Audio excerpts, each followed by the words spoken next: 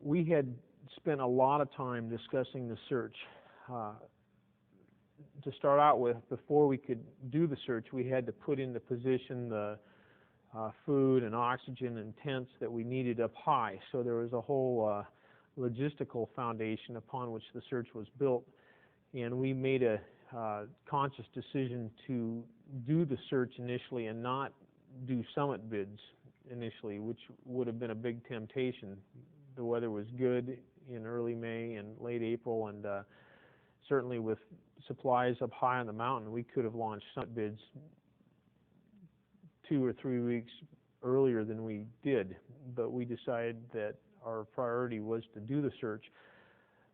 Working with our historian Joachim Hemleb, we identified several areas that we thought were high probability locations that we wanted to devote our efforts to, and we assigned priorities to them. The area that we picked as our first location was to the west of the old Chinese Camp 6 and a little bit below, and on May 1st our climbing team climbed up into this area and then spread out and started working down through it. So we were essentially following a plan that we had already concocted for conducting the search. Each of the climbers was in radio communication with each other, and they essentially fanned out and started working through an area that we estimated was about the size of a dozen football fields. It's quite a large area, but with 5 people moving back and forth through different portions of the area, we were able to cover quite a lot of the terrain in a couple of hours, and after several hours of searching, came across George Mallory. Conrad found him down while making a traverse through quite a steep section of the north face, and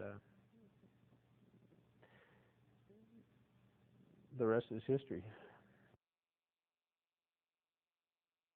We were so fortunate that we had good weather for our search, our initial search, because starting the day after the discovery of George Mallory, we had snow, and from May 2nd onward, it snowed virtually every single day.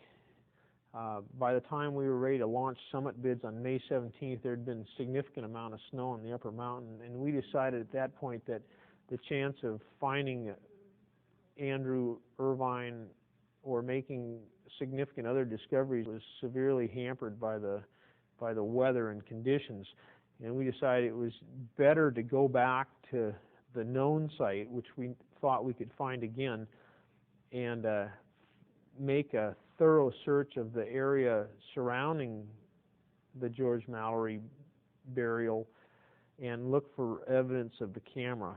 And we took our metal detector back up on the second time. Tom Pollard and Andy Politz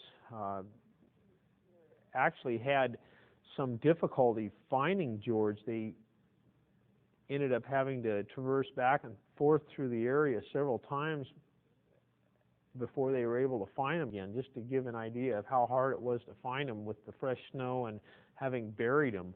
But after several trips back and forth through the area, they were able to find him, and then using the metal detector, carefully searched all around the burial site and in the surrounding area for any sign of metal objects.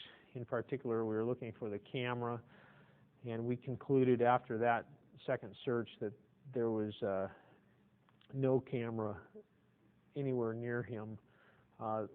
One metal object was found, which was his wristwatch, and that was found by them with the metal detector in a pocket. It had been missed the first time around, and they were able to find it the second time.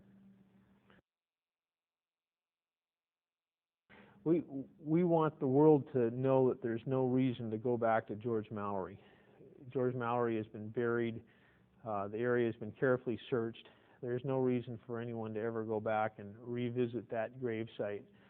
On the other hand, we feel that there's a good possibility that the camera is still up there.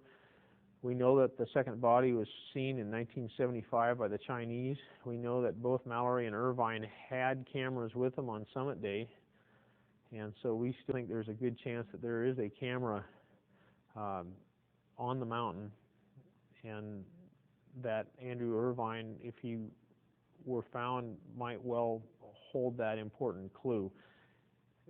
And that really ultimately will be the definitive clue as to whether or not they summited.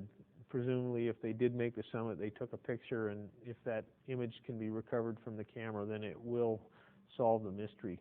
And short of a summit photo, I don't think there'll ever be definitive proof that they've been able to summit.